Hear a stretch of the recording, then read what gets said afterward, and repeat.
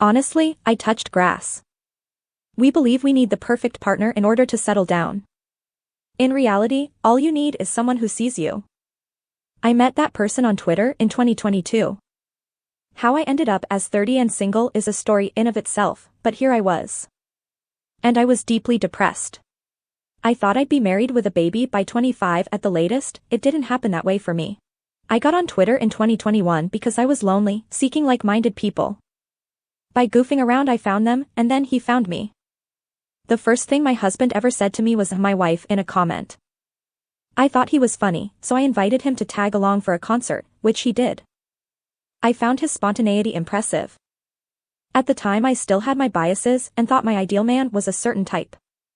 So my now husband and I were just friends for a year before it hit me that this guy actually makes me really happy. He didn't fit into the image I had of my future husband, which was exactly what I needed because what I had been doing in the past clearly hadn't worked. I decided to embrace our differences and love his imperfections, and that, my friends, is how you get married. There is no perfect person waiting out there for you. There are only people who make you feel either good or bad. Choose someone who makes you feel good. Looks fade, money gets old, a career is a nice label, none of it matters. What matters is how responsible the person is, how they treat you, and whether or not you have the same life ambitions. So my advice is this: choose your partner based on shared values, beliefs, and ambition, and be open to finding happiness with someone unconventional.